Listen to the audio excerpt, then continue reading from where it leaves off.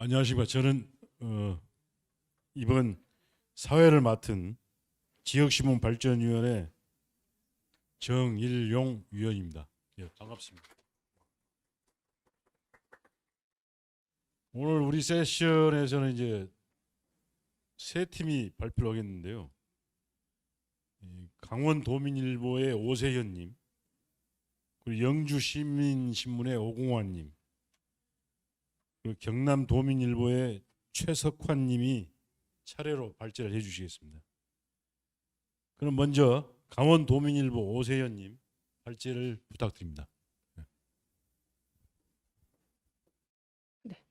네, 안녕하세요. 강원도민일보의 오세연이라고 합니다. 저희 강원도민일보는 그 소양강댐 준공 50주년을 맞아서 소양강댐 준공 50주년 빛과 그림자를 연재를 해오고 있는데요. 저와 이승은 정민엽 기자가 같이 준비를 했고 오늘 발표는 저 혼자서 하도록 하겠습니다. 먼저 발표 순서입니다. 저희가 이 보도를 어떻게 기획을 하게 됐고 어떤 취재 과정을 거쳤는지 설명을 드리고요. 또 이 보도로 인한 연쇄 효과 그리고 보도 그 후 그 연재의 의미에 대해서 설명하도록 하겠습니다. 다들 소양강댐 아실 텐데요. 소양강댐이 1973년 10월 15일에 준공을 했습니다. 올해로 딱 50주년이 되는 해입니다. 한국 현대사에서 소양강댐을 빼놓고는 한국 현대사를 제대로 설명할 수 없다는 말이 나오고 있는데요. 소양강댐이 들어서기 전까지만 하더라도 서울을 비롯한 수도권 이남 지역은 수시로 홍수 피해에 시달려야 했습니다. 그렇기 때문에 이제 박정희 대통령의 역점 사업 중에 하나로 소양강댐이 이제 들어서게 됐는데요. 준공 당시만 하더라도 세계 최대의 다목적 댐이었습니다. 높이는 123m, 저수 용량은 29억 톤입니다. 한강의 기적을 상징하고 있는 이 댐인데 사실 강원도 분들이 소양강댐을 보고 있는 시각은 수도권 주민들이 보고 있는 시각과 다소 다릅니다. 왜냐하면 2만여 명에 가까운 스몰민이 발생을 했고요. 반세기 동안 강원도는 저성장과 각종 규제에 시달려야 했습니다. 강원도민일보는 소양강댐 준공 50주년을 맞아서 댐 안에 숨겨진 이야기를 찾아야겠다고 생각을 했습니다. 보도는 크게 스몰민과 이제 댐 소재 주변 지역의 서러움, 또 수리권 재정립으로 구분이 될 수 있는데요. 이 보도는 1월 2일 날 시작해서 어제 총 32편을 끝으로 마무리가 됐습니다. 먼저 취재 과정입니다. 저희가 처음 상반기에 가장 주목한 부분은 스몰민입니다. 소양강댐이 들어서면서 춘천과 양구, 인제를 중심으로 스몰민이 약 2만여 명 정도 발생을 했습니다. 6개명과 38개 지역이 물에 잠겼고요. 이주민은 3,153세대, 18,546명의 스몰민이 발생했습니다. 이 중 춘천에 살고 계신 분들은 8,800여 명으로 지금 추산이 되고 있는데요. 떠난 지 50년이 된 스몰민을 찾는 게 가장 급선무였습니다. 사실 이게 스몰민 분들이 고향을 떠나고 가신 분들이기 때문에 이렇다 할 중점 기구가 없었습니다. 저희가 이제 아름아름 한 분, 두 분씩 발품 팔아서 소개를 받을 수밖에 없었는데요. 저희가 6개월간 모두 만난 스몰민은 50명 정도입니다. 이분들의 사연은 반세기가 지나도 상당히 좀 안타까운데 제가 인상 깊었던 사연을 조금 몇 가지 소개를 해보자면요. 춘천에 계시는 권오신 씨는 지금도 구글에 옛날에 자기 집 주소를 검색을 해봅니다. 나오는 건 물밖에 없다고 이제 쓰는 웃음을 지으셨는데요. 또 권오심 씨는 여기가 2015년 가뭄으로 소양강댐 물이 말라서 집터가 드러난 적이 있었습니다. 그때 이제 누나가 집터를 보고 엎드려 울었다는 말씀을 또 해주셨습니다. 내평국민학교 총동창회장을 맡고 계시는데요. 엄기석 씨는 자신의 고향에 대해서 비단결 같았던 고향이 아직도 눈에 선연하다고 설명을 해주셨습니다. 강석철 씨 사연이 굉장히 인상 깊었는데요. 물에 잠긴 고양이 보이는 곳에 치매에 걸린 어머니를 모시고 가서 그 물을 배경으로 사진을 찍었습니다. 그리고 그 사진은 어머니의 영정사진이 됐습니다. 스몰민 분들이 소양강댐 건설로 인해 잃게 된 고향에 대한 그 서러움, 한이 얼마나 큰지를 알 수 있는 대목인데요. 강원도민일보가 소양강댐 준공 50주년 빛과 그림자를 통해 스몰민들의 아픔을 집중 보도했는데 이분들의 슬픔은 50년이 지나도 여전했습니다. 다음에 저희가 7월과 8월 2달 사이에 집중했던 부분은 지역의 저개발, 저성장에 대한 부분입니다. 스몰민 분들도 고향을 떠난 서러움에 50년간 힘들었지만 댐이 들어선 이후 그 댐이 들어선 지역도 반세기 동안의 삶이 쉽지는 않았습니다. 가장 극명하게 들어선 부분이 단절이 됐다는 건데요. 양구에서 춘천 내평리까지는 옛날에 버스로 40분이면 갈 수 있었던 거리라고 합니다. 지금은 내평리가 물에 잠겼기 때문에 댐을 조성한 이후에는 내평과 양구를 가려면 홍천과 인제 신남을 경유를 해야 되고요. 47km였던 이동 거리는 93.6km로 2배 이상 늘었습니다.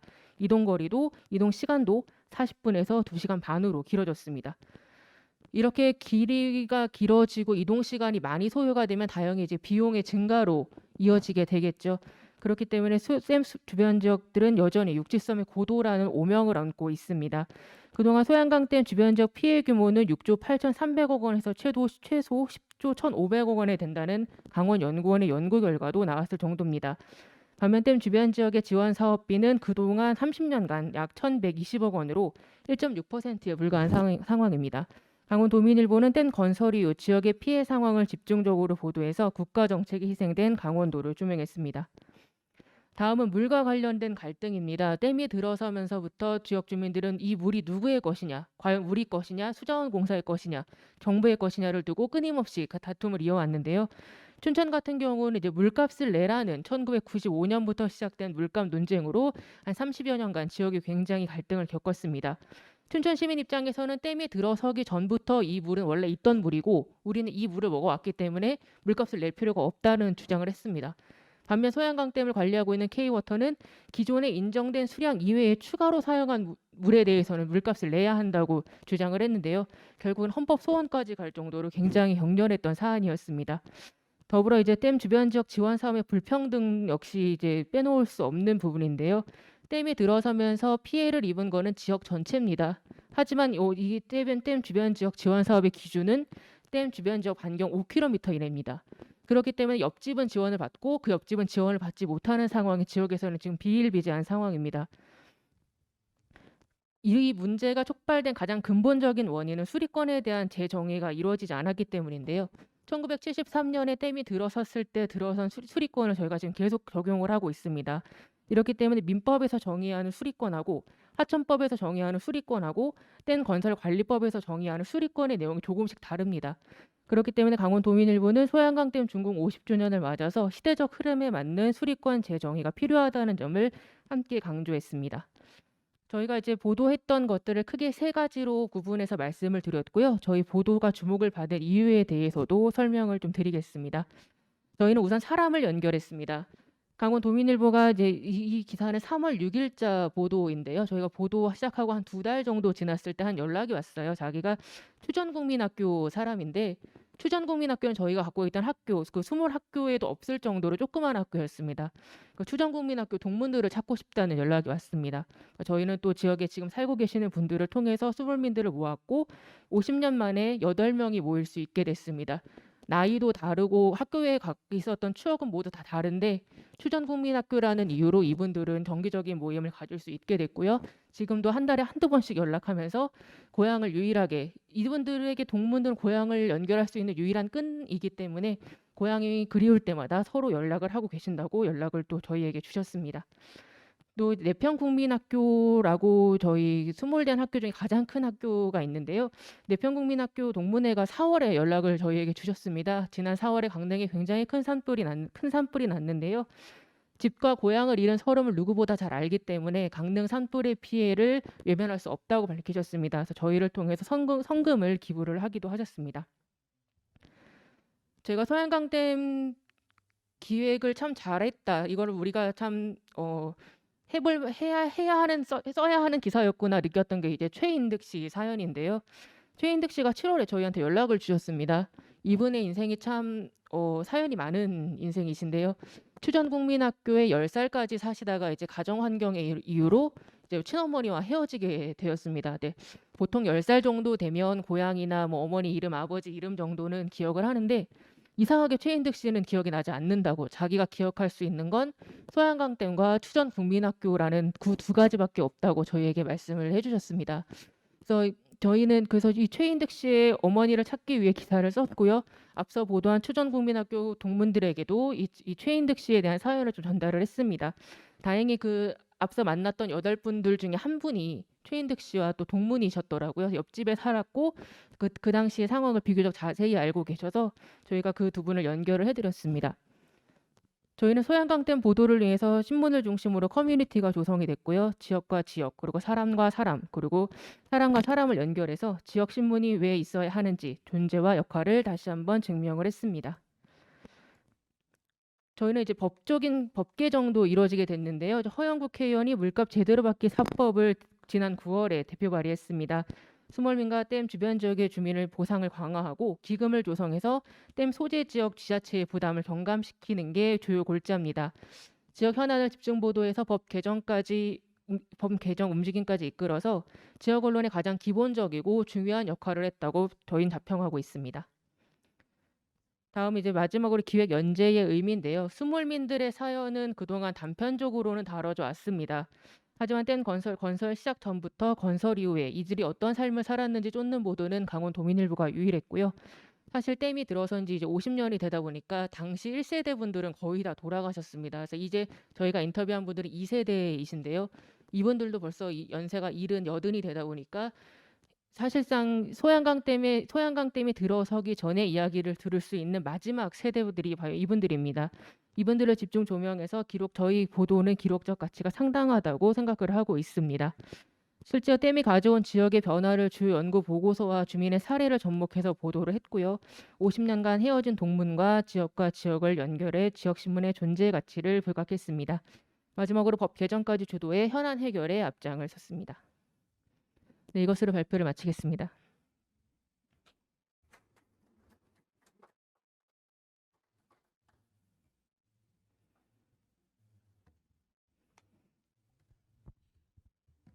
여러분 어떻게 들으셨습니까? 저는 이거 들으면서 진짜 처음에 말씀하신 대로 우리가 생각하는 소양강 댐하고 실제 그쪽 주민들이 생각하는 소양강 댐이 좀 상당히 차이가 있구나 이런 생각이 진짜 드네요. 혹시 질문하실 게 있으면은 기탄 없이 한번 물어보십시오. 예, 예.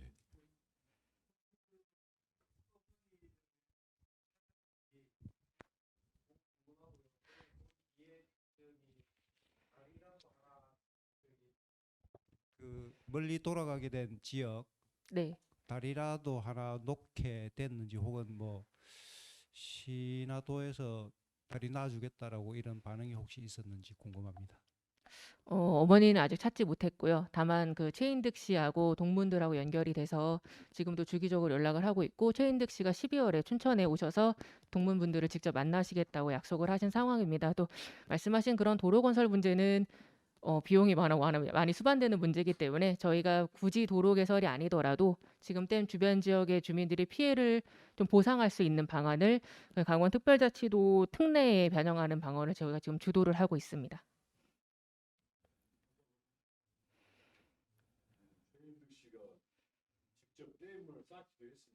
예, 최인득 씨가 10살에 학교를 떠나시고 14살에 공사 현장에 투입이 되셨다고 하시더라고요. 그래서 본인이 어렴풋이나마 소양강댐 건설 현장에 투입돼서 공사하셨던 이야기를 저희에게 들려주셨습니다. 또 질문하실 게 있으면 또 해주십시오.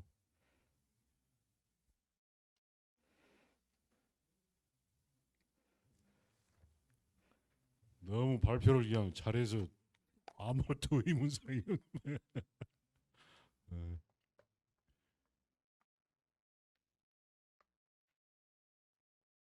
이 물을 가지고서 어떤 이 권리를 갖다 이야기한다 이게 좀 상당히 좀 그럴 것 같기도 하면서 그 맞나 어쩌나 이런 생각이 좀 들기도 하는데. 네, 물이라는 게 이제 지역 주민들이 갖고 있는 정서적인 문제입니다. 사실 정부는 이걸 갖고 자꾸 법적인 잣대를 대는데요. 사실 댐이 들어서기 전부터 이 물을 우리가 쓰고 있었는데 댐이 들어와서 우리의 삶은 더 나아지지 않았고 계속 지역은 저개발의 저성장을 거듭하고 있는데 이 물마저 우리가 돈을 내고 쓰라고 하는 것에 대한 주민들의 불만이 상당합니다. 이게 댐 주변 지역 소재 지역들의 공통적인 얘기고요. 저희 보도를 계기로 춘천시 의회하고 충주시 의회하고 협의체를 만들었습니다. 댐 주변 지역 시군구 의회 협의체가 구성이 됐고요. 이제 전국 시군구 의회 협의체에서 주도적으로 정부를 상대로 구체적인 보상 강화 방안을 촉구할 계획입니다. 또 없습니까? 예, 발표 잘 들었습니다. 예.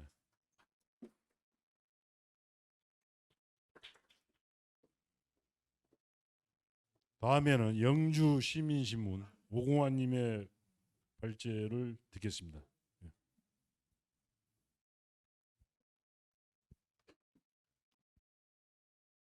예, 영주 시민신문 편집국장 맡고 있는 오공환입니다.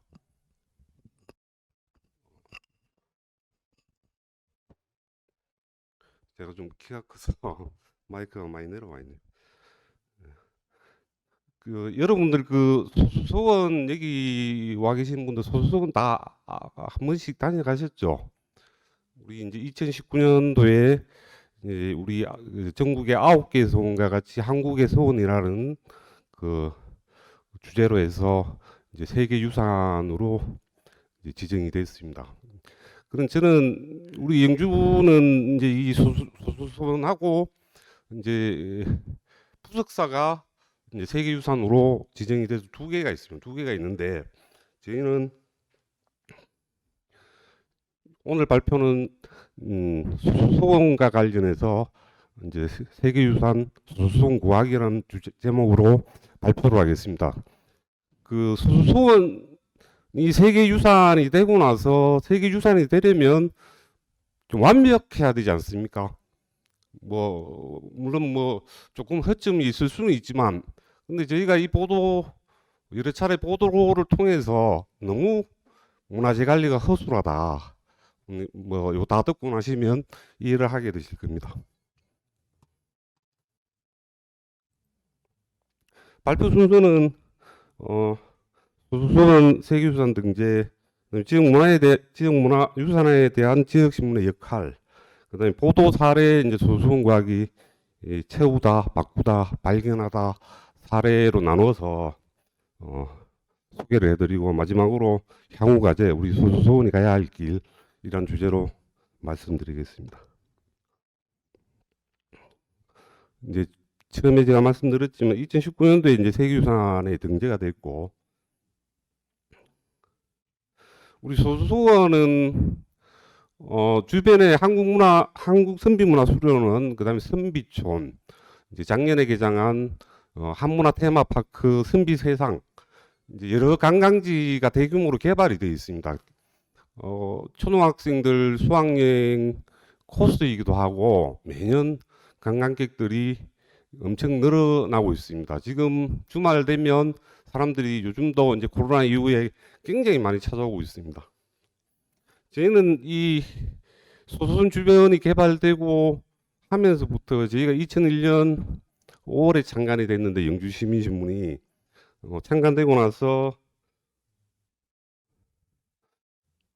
넘어가겠습니다. 창간되고 나서 제가 이제 지역신문으로서 나름대로 역할을 하기 위해서 관련 보도를 많이 했습니다. 많이 했고, 2004년도에 이제 소수원 옆에 선비촌이 민간 위탁할 때는 영주시하고 한 1년 가까이 갈등을 겪기도 했습니다. 영주시가 감사원의 기강 경고를 받을 정도로 담당 공무원이 구속이 되고 상당히 이제 파장이 큰 어떤 사건이 있었습니다. 그때 당시에.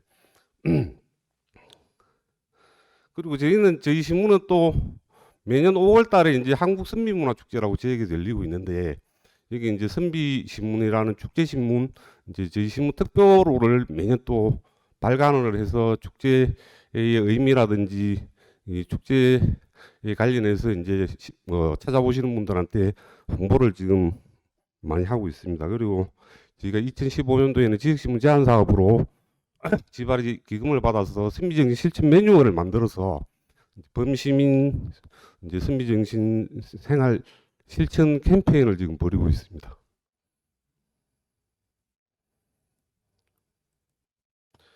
이제 첫 번째 보도 사례, 이제 채우다라는 주제를 따라봤는데요. 이건 이제 소수소원에 가면 입원록, 소수소원 입원록이 있는데, 입원록이 5건으로 만들어져 있습니다. 5건으로 만들어져 있는데 저희가 이제 우리 이 신문에 이제 매주 우리 고장에 숨겨진 보물을 찾아서라는 이제 한 면 정도 연재를 하고 있는 시민 기자 어르신이 한 분 계시는데 이분이 이제 공교롭게도 그 기사를 오면서 소수원 입원록 1권이 없다, 소수원에 없다라는 사실을 발견하게 돼서 제가 이제 스트레이트 기사로 옆에 보시면 도산서원 소장 소수원 입원록 1권 빌려간 것이었다라는 이제 주제로 제목으로 보도를 하게 됩니다. 이 보도는 이 한 분으로 끝나는 것이 아니라 이제 입원록 1권을 찾아오게 되는 과정, 찾아와서 이제 또 이 입원록 1권 말고도 소수원에서 외부로 유출된 여러 가지 이제 고문서를 찾아오는 계기가 됩니다. 이 소수원 입원록이 빌려간 명확한 증거라는 이제 소재를 달아놨는데 소수원에 가면 임사록이라고 있습니다. 임사록은 소수원 내에 임직했던 원장이나 이제 직원들이 이제 과거 이제 역대 직원들을 기록해 놓은 임사록이라는 고문서가 있는데 고문서 표지 안쪽에 보면 이렇게 빌려갔다고 적어 놓은 겁니다. 이때 당시에 이제 보시면 유생 이 희봉이 지쪽 가서 받들고 갔다. 그 도산서원 우리 영주 밑에 보면 안동에 도산서원 다 아시죠? 도산서원이라고 거기서 빌려갔다는 표시를 해놓고 빌려갔는데 이거를 찾아올 생각도 안 했었고 지역사회에서 계속 시간만 보는 게 있었던 거죠. 저희가 이제 보도하고 나서 이제 유림에서 논의도 되고 해서 이제 결국은 이제 찾아오기 위해서 여러 가지 또 움직임이 일어나고 해서 135년 만에 원래 자리로 또 되돌아왔습니다. 되돌아왔고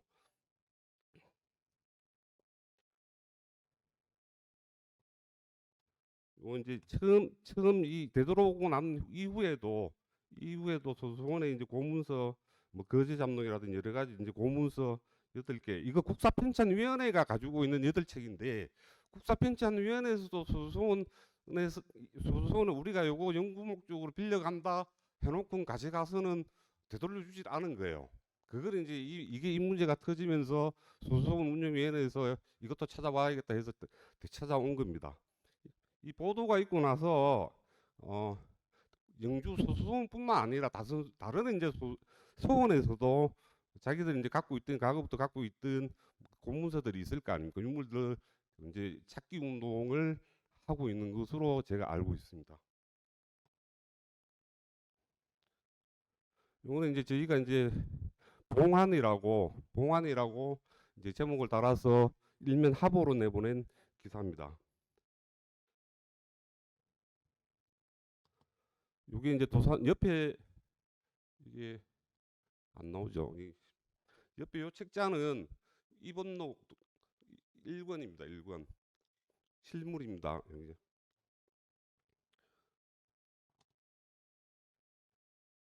이 보도와 관련해서 이렇게 가정들을 이 입원록을 찾아오는 과정부터 해서 그 이후까지 이제 순서대로 저희가 보도한 이제 사례들입니다. 여기.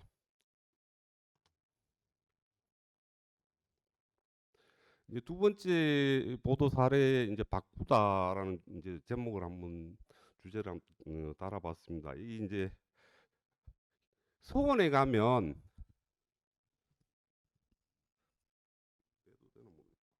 서원에 가면 현판이나 시판들이 이거 정자에 많이 이렇게 걸려 있습니다. 혹시 눈여겨 보셨는지 모르겠는데 소수서원에 한 50개 정도의 이제 현판과 시판이 걸려 있습니다. 걸려 있는데 이게 이제 외부에 밖에 노출이 돼 있으니까 잊어버리지 않기 위해서 지금 걸려 있는 것들은 다 재현판입니다. 이제 만들어 새롭게 만들어서 이렇게 걸어놓고 진보는 원래 이제 진보는 이제 옆에 소수박물관 이제 수장고에 다 들어가 있습니다. 들어가 있는데 제가 이제 50개를 다 꺼내지는 다 하기는 뭐했고 이뭐 재연판에 오류가 많다는 얘기를 듣고 제가 이제 분석을 해봤습니다. 한 이틀 동안 이제 한문 전문가, 공문서 전문가하고 그다음에 서예가하고 이제 검증을 했습니다. 교차 검증을 했는데 이게 잘 안 보이죠? 너무 작아서 잘 안 보이는데 보여드리려고 제가 큰 걸 하나 넣어놨습니다. 혹시 보이십니까? 옆에 여기 빼서 동그랗게 작게 넣은 거는 원판 글씨입니다. 원판 글씨. 요 옆에 작은 거는 원판이고 이게 이제 재현판인데 소수원 동몽제 중건기 이제 모각판, 이게 모각판 재현판, 모각판이라기도 얘기를 합니다. 근데 이제 이게 원판이고 이게 모각판인데 재현판인데 한번 보시면 이게 원판에 있는 한자 이제 눈에 확인할 수 있죠. 보이시죠? 이렇게 이제 제가 찾아낸 거는 요런데 제가 이만큼 찾았습니다. 이래서 한문을 서예가한테 이걸 또 카톡으로 보내드렸더니 노랗게 체크를 해서 왔습니다. 획이 방향이 다 틀린답니다.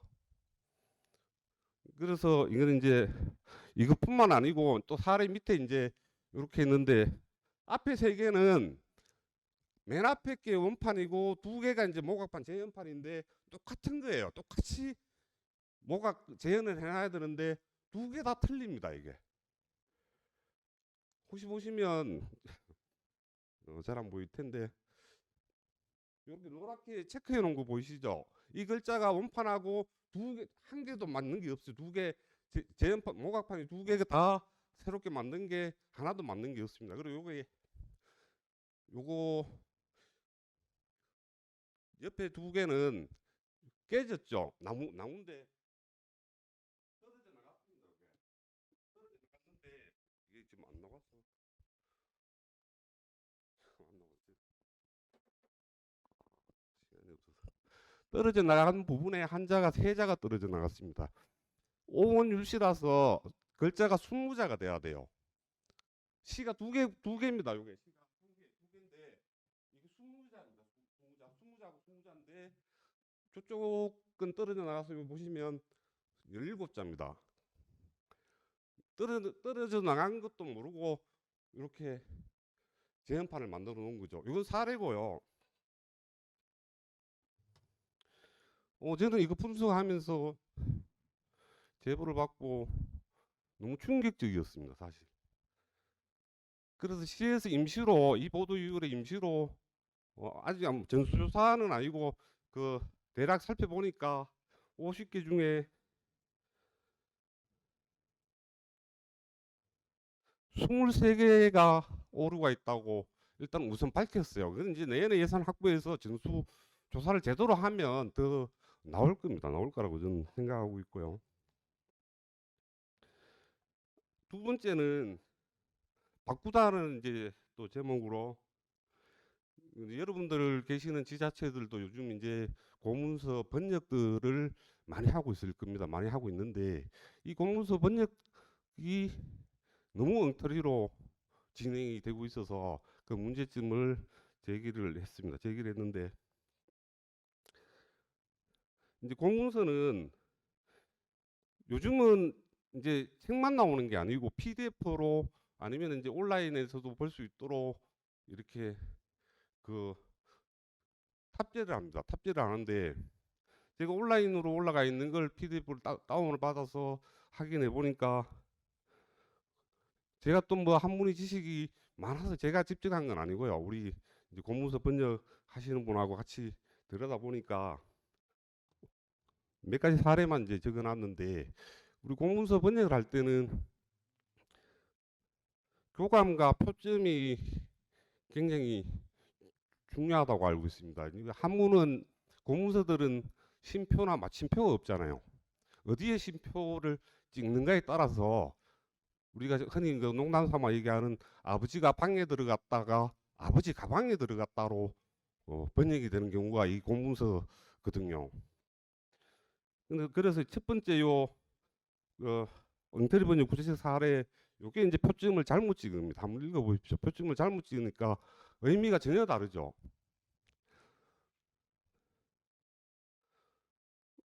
귀신이 이제 번역업체는 귀신이 어찌 있다고 굶주림이 기다릴까 이게 무슨 의미인지도 모르겠어요. 저는 읽으면서.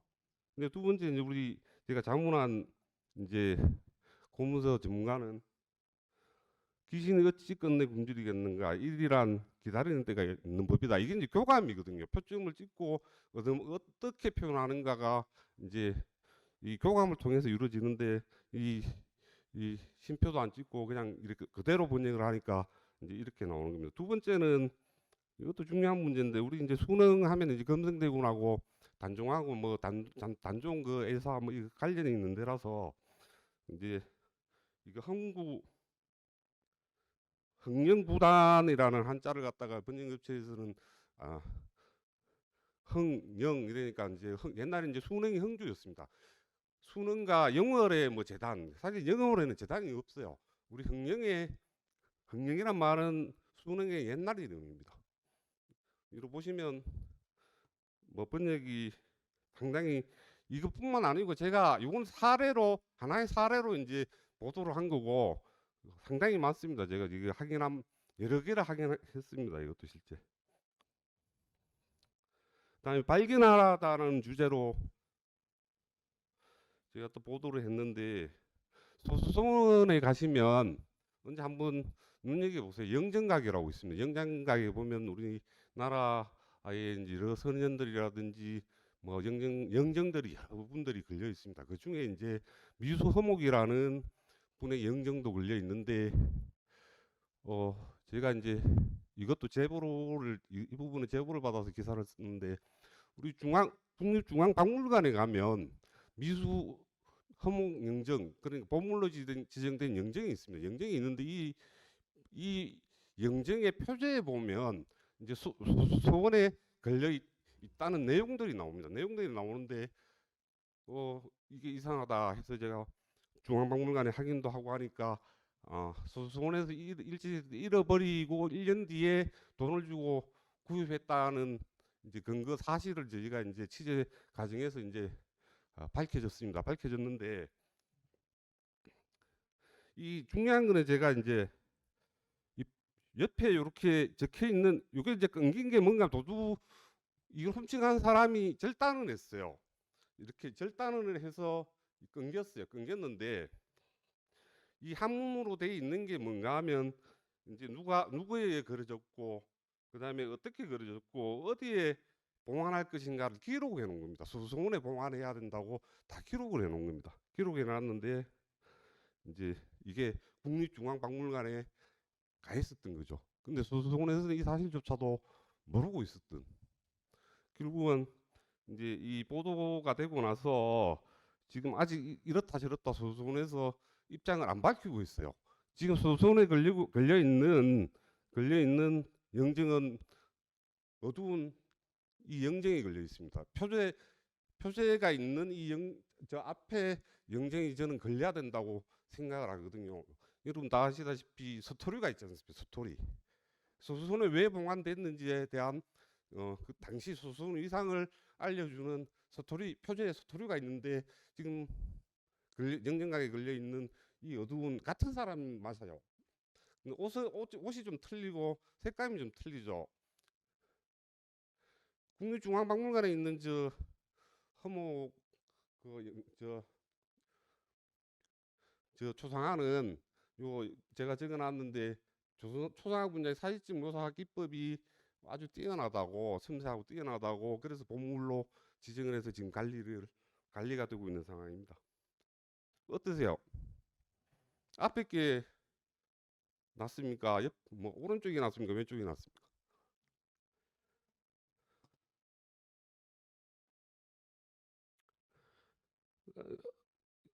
제가 이제 처음에 이제 소수원 입원록 1권 찾아왔는데 아직 소수원에서 외부로 반출된 고문서나 유물들이 굉장히 많습니다. 더 찾아내서 환수하는 운동이 남아있고 소수원이 앞으로 해야 될 일들입니다.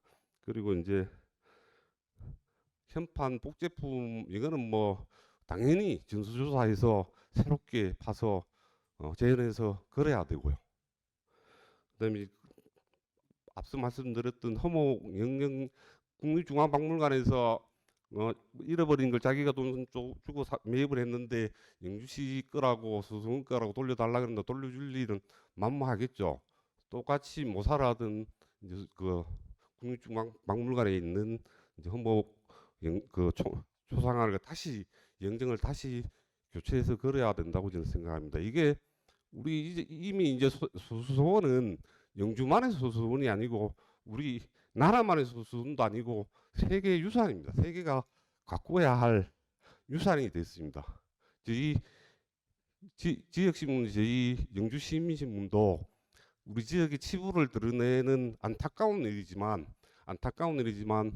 이런 이 부분에 대해서 끝까지 지적하고 개선될 수 있도록 최선을 다하겠습니다. 이상입니다.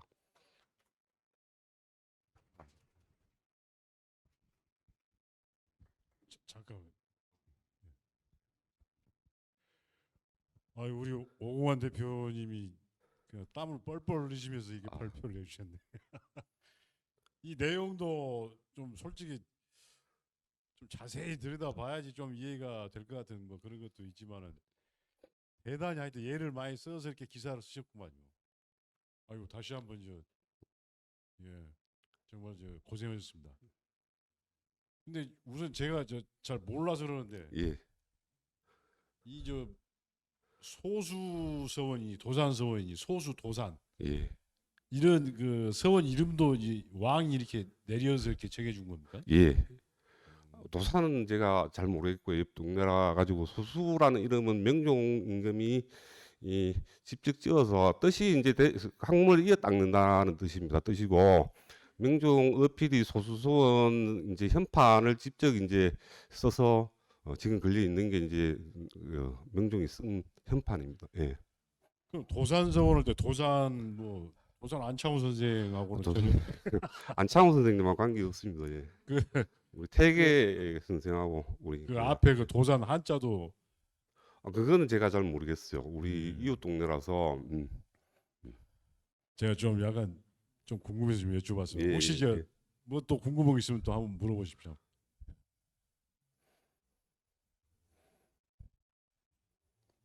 네.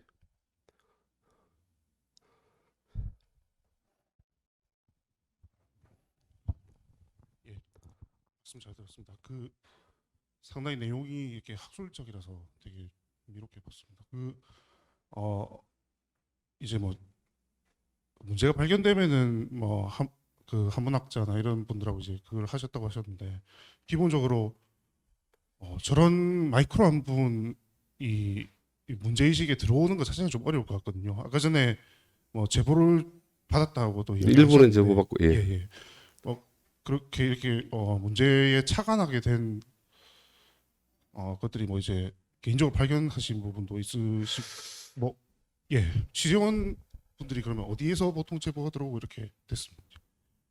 제보를 해주신 분들이 이런 분들이 뭐 예컨대 앞에 모각 재현판 같은 경우는 우리 이제 고문서 한문을 만회하시는 분의 소설을 갔더니 오류가 많더라라고 이제 제보를 해주셨고 소수원 입원록 같은 경우는 우리 신민자가 저희 신문에 이제 특집으로 한 페이지 쓰는 연재 기사가 있었는데 거기에서 제가 이제 교정 보면서 입원록 이게 왜 안도에 도산서원가 있지 의문을 품으면서 취재가 시작된 거고요. 예.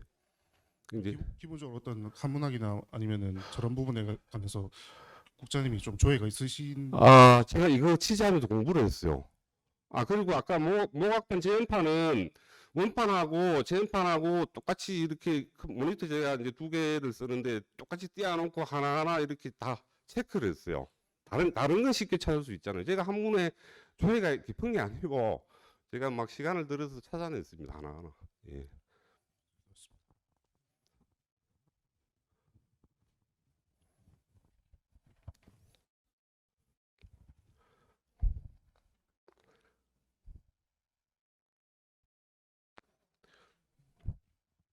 네, 말씀 잘 들었습니다. 경남도민일보 주성희 기자고요. 저도 비슷한 질문이긴 한데 그 아까 그 빌려간 명확한 증거 쪽에서 소수서원 임사록 3권에 그 증거가 있다고 했는데 이거는 어떻게 아셨어요? 이것도 제보가 있으셨는데 이게 책을 막 여러 개가 있었을 것 같은데. 예, 맞습니다. 소수원에는 고문서가 굉장히 많이 있습니다. 그러니까 많이 있고 그 우리 이제 시민 기자가 그 기사에 그 내용이 이제 본인이 취재한 내용에 이제 우리가 이제 우리 고장에 숨겨진 보물을 찾아서라는 거는 이제 이렇게 예, 조금 더 심층적으로 쓰긴 하는데 우리가 이제 요거는 제가 직접 쓴 스트레이트 기사고 우리 시민 기자는 이제 임사록에 이렇게 표지 이면에 이런 기록이 있는데 못 찾아와서 아쉽다 정도 이게 왜 도산서원에 가 있는지 왜 못 찾아오는지 이런 부분에 대해서는 이제 얘기가 없죠. 그런 네.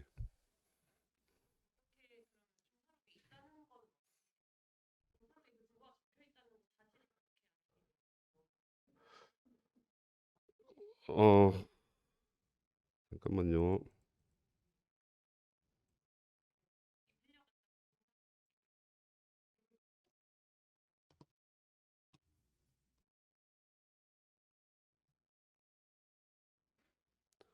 시가 2007년도에 시가 발행한 이제 소수소원지라는 책자가 있어요. 책자에도 이 기록이 있는데 그 쉽게 말해서 아무도 관심이 없고 뭐 이게 왜 뭐 찾아볼 뭐 분위기도 없었고 뭐 하여튼 그러고 그냥 세월만 가고 있던 상황이었죠.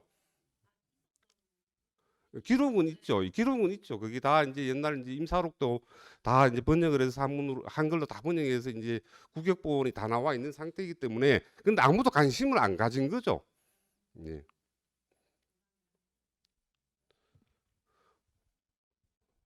예.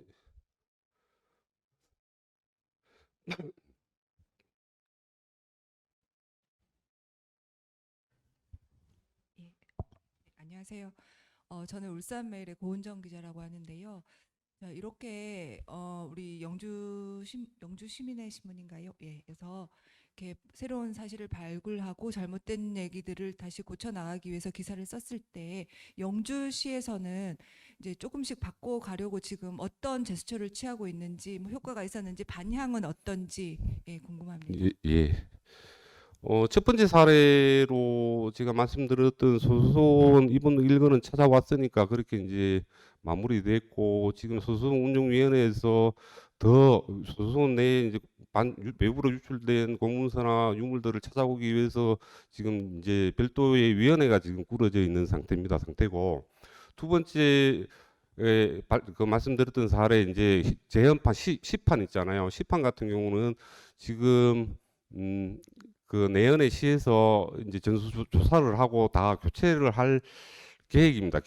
제가 이제 소선 관리사무소장님하고 직접 통화를 했고, 그리고 이제 요 현판하고 뒤에 이제 그 공문서 번역 오류 있지 않습니까? 이 부분은 영주시의회 이번에 행정사무감사 대상에 지금 올라가 있습니다. 저희가 이제 12월에 행정사무감사를 하면 그 부분에 관심을 갖고 지속적으로 보도를 해서 좋은 방향으로 갈 수 있도록 그렇게 할 예정입니다. 그리고 한 가지 해결 안 되는 부분은 미수 허물 영정에 대해서는 아직 시가 이렇다 저렇다 입장은 안 밝히고 있습니다. 이 부분도 지금 어둡지만 저 영정을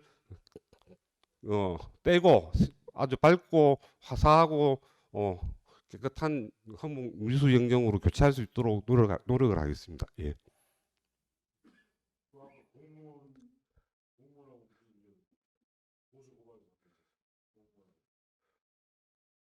이 보도와 관련해서요.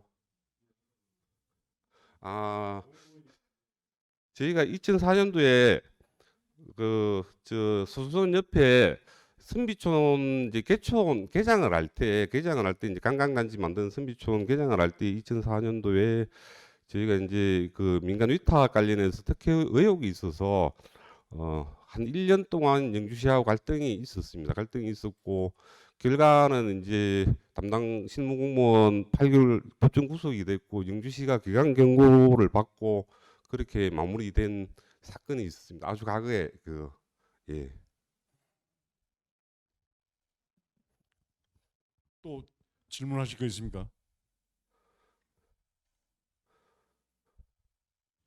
예, 잘 들었습니다. 예, 고맙습니다. 제가 대전에 이렇게 더울 줄 몰랐습니다. 영주는 좀 추워서 이렇게 조금 두꺼운 옷을 입고 왔는데 이게 올라오니까 긴장이 돼서 그런데 땀을 많이 흘렸습니다. 양해 좀 부탁드리겠습니다.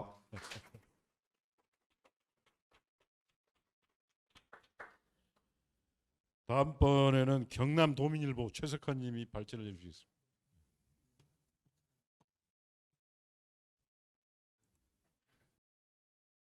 네, 안녕하세요.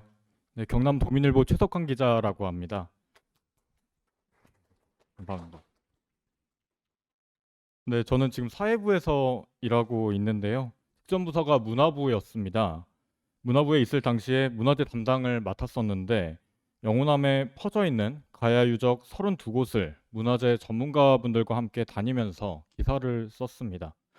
2021년 7월부터 2022년 10월까지 알려지지 않은 가야 유적을 찾아서라는 이름으로 여러 지역을 다녔는데요. 그 과정에서 문화재 관리 실태와 역사적인 의미를 짚는 기사를 1년 넘게 썼습니다. 오늘 지난 기획 기사에 대한 이야기를 해보고자 합니다. 그간 제가 썼던 기사를 여러 사람 앞에서 이렇게 이야기할 수 있는 그 기회가 없었는데 이 기획을 왜 했고 답사했던 유적이 또 어떤 모습이었고 또 어떤 의미가 있는 곳인지 이렇게 이야기할 수 있는 기회가 생겨서 오늘 굉장히 기쁜 마음으로 왔습니다. 그 점 먼저 말씀드리고 발표 시작하겠습니다. 이 순서로 이야기하고자 하는데요. 우선 가야가 무엇인지 생소하게 느끼실 분도 계실 것 같아서 먼저 간략하게 가야를 소개하고 어쩌다가 가야라는 나라의 문화유산을 1년 넘게 답사하면서 기사를 쓰게 됐는지 발표하겠습니다. 우선 가야는 고구려 백제 신라와 함께 기원 전후 600년간 어깨를 나란히 했던 나라였습니다. 사진을 보시면 크고 작은 나라가 가야 안에 있었는데 지금 이렇게 보시면은 이렇게 많이 있었는데 위치는 한반도 남부 권역이었습니다. 지금으로 치면은 경상남도를 비롯해서 부산과 경북, 전남, 전북 일부 지역이 모두 가야 권역에 해당했습니다. 대표적으로 김해 지역에 있던 금관가야, 함안 아라가야, 고성 소가야, 고령 대가야와 같은 나라가 있었는데 지역 곳곳에 왕들의 무덤이 퍼져 있습니다. 최근에는 이렇게 보시는 것처럼 유네스코 세계문화유산으로 등재되기도 했습니다. 직접 가보시면은 크기가 정말 크고 웅장한 곳이 많아서 시간 되실 때 한번 가서 보시면은 정말 좋을 것 같습니다. 가야는 본인들 스스로 자신들의 역사를 글로 남기지 못했습니다. 그래서 알려진 내용이 거의 없다시피 해서 신비의 나라라고 불리기도 했는데요. 삼국사기나 일본 서기 등에서 나오는 옛 고문원을 바탕으로 그 시대가 어떠했는지 연구가 이루어질 수밖에 없었습니다. 그러던 중에 문재인 정부 들어서 가야사 연구보건 사업이 100대 국정과제에 포함됐습니다. 그러면서 큰 주목을 받았었는데 그 뒤 본격적으로 유적 발굴 조사가 시작됐고 대부분 경남 지역에 왕들의 무덤을 중심으로 사업이 집중됐습니다. 이런 과정을 보다 보니까 의문이 저는 들더라고요.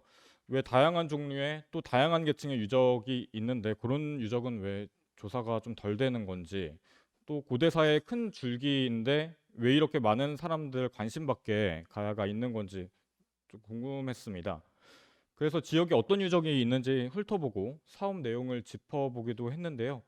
경남에 가야 유적이 많이 퍼져 있지만 당장 문화재로 지정할 만큼 중요한데도 잘 알려지지 않은 곳이 많다는 사실을 확인했습니다. 그 중에는 이미 많은 유산이 파괴됐거나 지금도 파괴 훼손되고 있다는 사실도 알게 됐습니다. 둘러보니 사실상 버려진 것이나 다름없는 모습으로 남아 있었는데요. 당장 문화재로 지정 관리해야 할 유적들이 굉장히 많고 관리가 엉망이라는 점을 알려야겠다고 생각했습니다. 그 뒤로 핵심 가야 권역을 돌아다니면서 기사를 정리했습니다. 조명받지 못했던 가야 유적 32곳을 선정해서 취재했습니다. 대부분이 비지정 문화재였는데요. 정부가 정한 사업 대상지 이외에 가야사를 밝혀낼 열쇠를 가진 유적들을 대상으로 돌아다녔습니다. 여기 보시면 이런 식으로 한판 분량으로 해서 쭉 실렸는데 모두 32회분을 보도했습니다.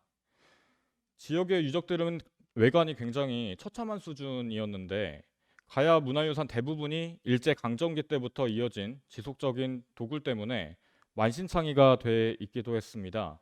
잡목과 수풀로 뒤덮여서 코앞에 다가서도 유적 실체를 알아볼 수 없는 곳 역시 헤아릴 수 없이 많았습니다. 사진을 이렇게 보시면요.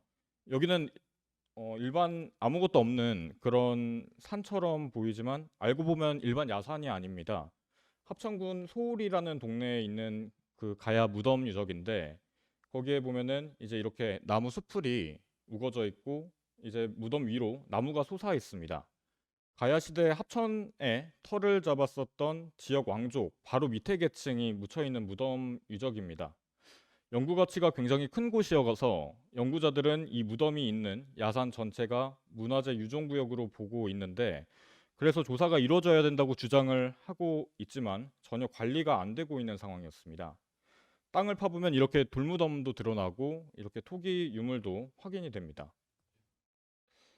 여기는 밀양 월산리에 있는 가야무덤 유적인데요. 이것도 좀 전에 보신 유적하고 다르지 않은 모습인데 여기도 굉장히 중요한 유적입니다. 예산이 없다는 이유로 지자체 관리가 전혀 이루어지지 않고 있었습니다. 여기는 경남 고성에 있는 그 가야 무덤인데 사진에서 잘 안 나타나긴 하는데 볼록하게 솟아있는 형태인 거거든요. 이제 그 위로 이제 나무가 계속 솟아있는 그런 모습이었습니다. 여기는 창녕인데 여기도 그렇고 통영에 있는 고봉군도 그렇고 부산도 그렇고 이제 경북 고령에도 이렇게 유적들이 다 방치되어 있는 상황이었습니다. 흔히 고대시대 무덤 하면은 규모가 굉장히 큰 무덤들 많이 떠올리시잖아요. 근데 지금 보시는 것처럼 이제 제일 권위가 있던 분들의 무덤을 제외하면 뭐 전부 규모가 크거나 그렇진 않습니다. 그런 외관이 잘 드러나진 않는데 그래서인지 중하위 계층의 무덤은 중요하지 않다고 여기는 그런 분위기도 있어서 방치가 계속되는 그런 측면도 있는 것 같습니다. 이런 무덤 유적이 정말 중요한 이유는 앞서 말씀드린 것처럼 가야인들이 자신들의 역사를 글로 남기지 못하다 보니까 무덤 안에서 확인되는 유물이나 무덤 형태를 통해서 그 시대에는 이런 모습이었겠구나라는 걸 짐작할 수 있어서 그래서 중요한 건데 가야 무덤이라고 하더라도 파보면 신라 유물이 나오기도 하고 뭐 심지어 일본이나 중국의 유물이 나오기도 합니다. 그런데 참 아쉬운 게 돌아다니다 보면은 방치 수준을 넘어서 파괴된 곳이 정말 많습니다. 주민 농경지로 이용 중인 사례도 상당했는데 국가와 지자체가 나서서 문화재로 지정 관리해야 할 만큼 중요한 곳인데도 그랬습니다. 가야 고분군뿐만 아니라 가야 폐총 유적 등 상당수가 바치되어 있기도 했습니다. 지금 여기가 남해에 있는 도마리 폐총이라는 곳인데 이 위에 이제 밭이 조성이 돼 있고 네, 그런 상황이었습니다. 여기는 양산에 있는 유적인데요. 여기도 지금 그 앞서 보신 것처럼 밭이 되어 있습니다. 심지어 여기는 양산시가 가지고 있는 땅도 많이 있는 산인데 근처에 사는 지역 주민들이 산에 올라가서 이제 그 불법으로 농사를 짓고 계셨습니다. 그런 대신 아무 관리도 안 하고 있는 그런 실정이었습니다. 여기는 순천에 있는 무덤 유적인데요. 무덤 위로 뭐 또 그 주변으로 전부 대나무 밭이 돼 있어서 이제 뭐 전혀 무덤 유적이라는 걸 알 수가 없는 상황이었습니다. 땅 주인 허락을 받아서 이제 과거에 순천박물관이 발굴 조사를 한 적이 있었는데 여기 이렇게 보시는 것처럼 이렇게 토기 유물이 확인이 된 적이 있었습니다. 여기는 경남 산청에 있는 중촌리고분군이라는 곳인데 여기도 뭐 밭이 돼 있었거든요. 지금 잘 보이시는지 모르겠는데 갈대가 지금 우거져 있는 상황이었습니다. 옆에 보이는 이 돌들은 무덤 안에 있는 그 무덤 돌인데 이게 가야인들이 이제 만든 돌무덤을 땅 주인분들이 이제 전부 파헤쳐서 이제 밖으로 꺼내 놓은 상황이었습니다.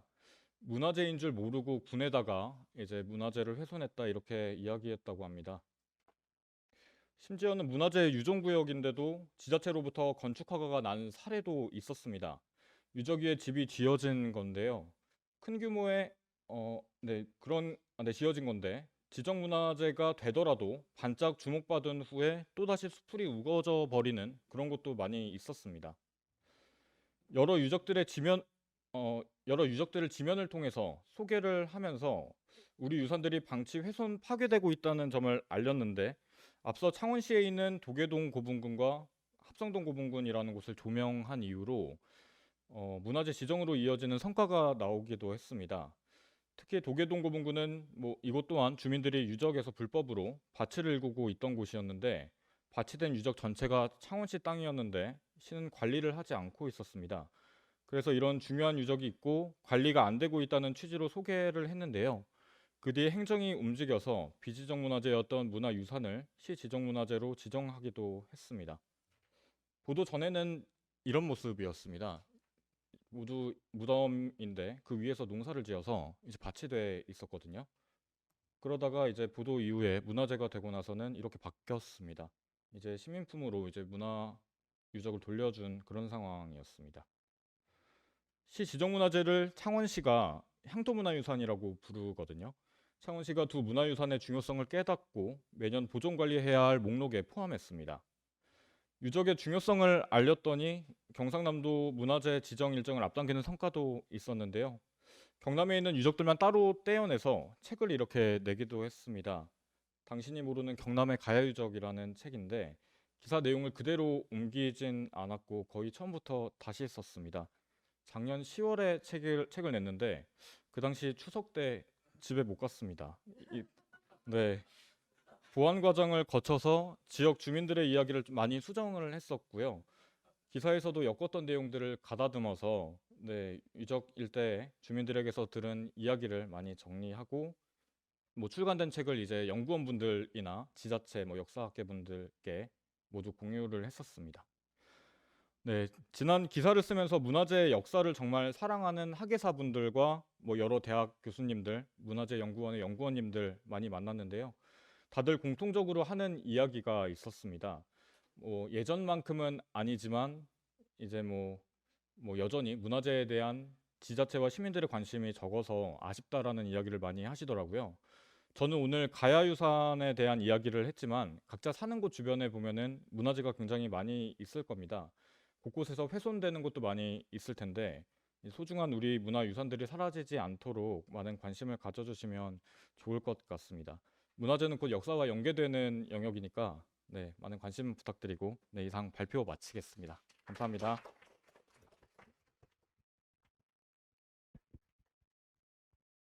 혹시 질문 있으시면 예, 잘 들었습니다. 네. 저 감사합니다. 질문 있으면 좀 해주십시오.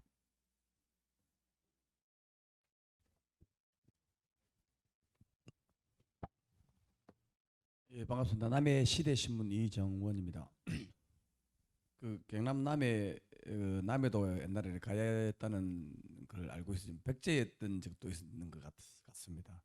그런데 그 가야가 700년 정도로 존치했다고 알고 있는데 가야 문명 중에서 그 아주 작은 그 수로 한 700년 가까이를 이렇게 국가로 이렇게 있었던 가장 큰 이유 중에 한 가지가 제가 알기로는 철기 문명이 많이 발전이 돼서 갑옷과 무기 이런 것들이 상당히 강력했답니다. 그래서 그 갑옷을 입고 그다음에 말도 갑옷으로 이렇게 해서 일당 100의 군사력을 가지고 있어서 오랫동안 존치됐다는 소리를 어렴풋이 듣고 있는데 그에 대한 뭐 내용이 있는지 그게 좀 궁금하고 그다음에 그 경남 남해 도마에 배총이 있다는 그 내용도 있던데 그런 것들을 예를 들면은 글로 남아 있는 내용이 없는데 어떻게 그 길을 찾아가는데 어떤 형태로 해서 거기가 그 무덤이 있다 아니면 유적이 있다는 것을 그 찾아서 가는지 그게 좀 궁금합니다. 네. 일단 가야라는 나라에는 이제 철이 굉장히 풍부했고 그 철을 바탕으로 이제 갑옷을 만든다든지 토기를 만든다든지 뭐 되게 여러 많은 그 물건들을 만드는 데 능했습니다. 그래서 그를 바탕으로 이제 성장을 했던 나라였고요. 그리고 조금 전에 말씀해 주신 그 도마리 패총의 경우에는 그 남해 출신의 그 뭐 교수님으로부터 추천을 받아서 현장을 답사하고 기사를 정리하게 됐었습니다.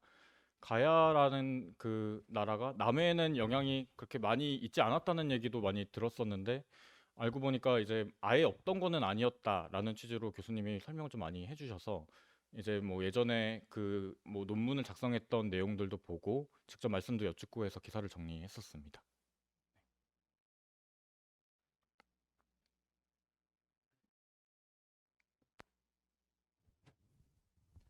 발표 잘 들었습니다. 주간 한명의 최학수입니다. 가야 문화가 비교적 외면을 받는 것에는 제 개인적인 생각으로는 물론 답사 다니면서 많이 보셨겠지만 유물이라고 하는 것이 대부분 토기거나 아니면은 갑옷 찰갑의 편이나 판갑이거나 그런 걸로 제가 알고 있습니다.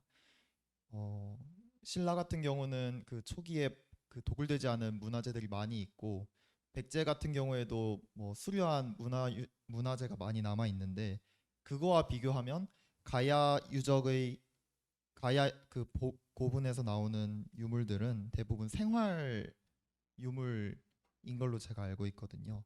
이게 단순히 그 문화재니까 관심을 가져달라고 하기에는 사람들은 당연히 백제나 신라 그런 문화권에 더 끌리지 않을까. 그러면 가야 문화는 어떻게 독자들에게 매력을 어필해야 될까 그런 고민을 자연스럽게 하게 됐는데 혹시 가야 유적을 조사하시면서 많은 사람에게 가야 유적의 매력을 어필할 수 있는 점을 찾은 게 있다면 어떤 게 있는지 그런 게 궁금합니다.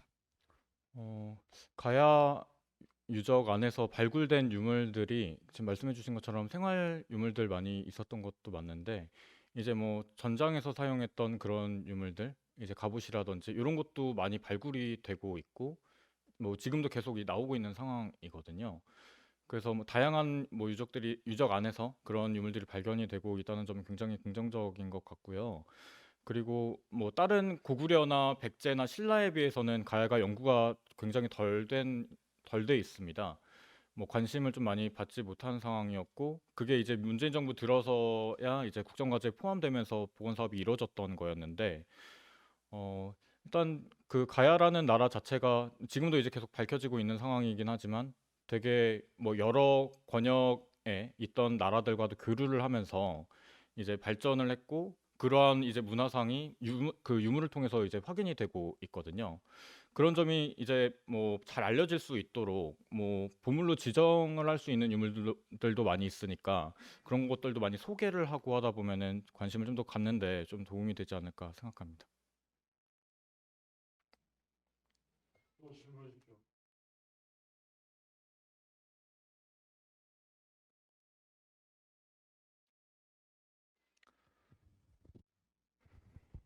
예, 안녕하세요.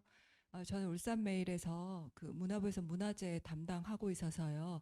제가 질문이 좀 있는데 그 일단 가벼운 질문부터 하나 해보겠습니다. 이렇게 답사를 다니다 보면 이제 전문가들과 이렇게 동행을 하다 보면 정말 작은 토기 파편이라도 발견하실 수 있을 것 같아요. 그래서 혹시 발견하신 건 없는지 가볍게 한번 여쭤보고요. 그리고 이런 기사를 쓰다 보면 여기 제가 이렇게 책자를 보니 답사기라는 표현도 해놓으셨던데 저희가 문화재를 답사를 하다 보면 이거 저희 문화기사가 사회면에 갈 일이 잘 없는데 이건 정말 사회면에 가야 될 내용이야 하는 걸 발견할 때가 있어요. 그래서 이런 답사기를 쓰면서 이 부분은 빼서 스트레이트로 사회면 가야 되는데 하는 그런 고민을 많이 해본 적이 없는지 뭐 그런 얘기를 좀 듣고 싶습니다. 답사기로만 그쳤는지 아니면 빼신 적이 있는지 궁금합니다. 네. 일단 첫 번째 질문 주신 내용은 토기 파편을 되게 자주 가는 곳곳에서 확인했습니다. 네, 되게 그 일반 뭐 농사 짓고 있는 땅이었는데 거기에 진짜 조그맣게 이제 쪼개져 있는 그런 파편들이 많이 확인이 됐고요.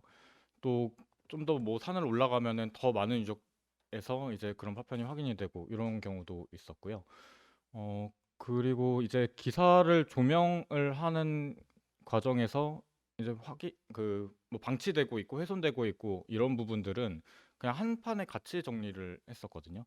이제 이 유적이 뭐 이런 의미가 있지만 지금 어떻게 관리가 되고 있고 지금 어떤 형태로 지금 확인이 되고 있고 이런 것들을 같이 한 판 분량으로 담아서 보도를 했었습니다. 따로 떼서 정리를 하진 않았었습니다.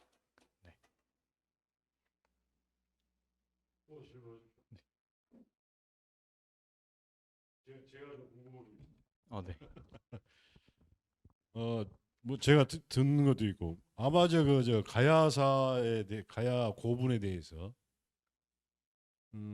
우리 저 지역 언론에서 좀 많이 다룬 것 같은데요. 이게 이제 네, 그 전에 다뤘을 거 아닙니까? 네, 네. 그러면은 지금 우리 김석환 기자님이 최석환입니다. 최석환 기자님이 이 다른 것하고 그 앞에 이 다른 것하고는 어떤 차이점이 있습니까? 제가 다녔던 이제 가야 유적들은 이제 조명되지 않았던 곳을 위주로 이제 선정을 했었거든요. 그래서 처음 소개된 곳도 있었고, 네, 뭐 앞서서 이런 유적이 있다는 건 알려졌지만 뭐 집중적으로 조명이 된 적이 없는 그런 곳들이 많이 있었습니다. 그리고 이제 제가 네, 그 역사 지식이 좀 짧아서 좀 그럴 수가 있는데 그 마한 변한 진안 네, 네. 이거하고 가야의 관계 그리고 또 뭐 그것이 뭐 사실 아니라고 하지만 어쨌든 그 임나 일본부설인가 뭐 이런 것하고도 또 관련이 돼 있죠. 근데 이게 그 일본부설 같은 경우에는 되게 그 좀 사이비 역사학자분들이 주장을 좀 많이 하시는데 이제 가야라는 나라는 이제 계속 여기에 있던 사람들이 만든 나라고 이제 일본에 가서 뭘 역할을 하거나 일본 사람들에 의해서 뭘 하거나 그런 게 전혀 아니었거든요. 그래서 잘못된 좀 상식이 이제 그분들에 의해서 좀 전파가 되고 있는데 그런 게 좀 바로잡히지 않고 있어서 좀 아쉽습니다. 네. 그 마한 변한 진안 그 거기하고는 어떻게 됩니까? 이 가야하고 가, 뭐 뭐 그 그 직전이라고 봐야 될 것 같은데요. 그러니까 그러니까 네네 다른 세력이었다고 보는 게 맞을 것 같습니다. 그때 같이 있었습니까? 그 사만하고 가야가 함께 있었나요? 뭐 그러니까는 이제 그 시대 구분을 따진다고 하면은 이제 가야 전 세력이라고 봐야 되는 게 맞는 것 같고 네 그렇습니다. 뭐 또 저 여쭤볼 거 있으면은 해주십시오. 네.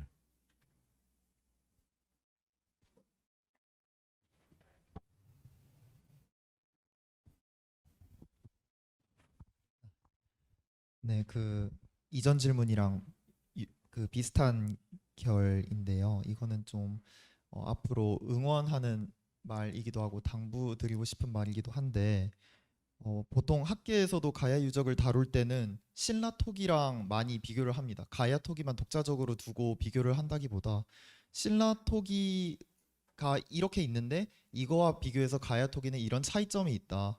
그러니까 가야 유적만 혹은 가야 유물만 단독으로 가치를 조명받거나 뭐 비교 그 가치를 찾아보는 그런 사례들이 학계에서조차 좀 힘든 게 사실입니다. 생활 유적이나 말씀하셨던 전쟁 유적 중심으로 유물이 남아 있기 때문에 그래서 가야 유적이 많이 지금 관리도 잘 안 되고 있고 많은 사람들이 모르고 있는 것도 사실이니까 이 가야 유적이 어떻게 하면 제 가치를 잘 찾을 수 있을지에 대한 고민도 필요할 것 같습니다. 이상입니다. 말씀 감사합니다.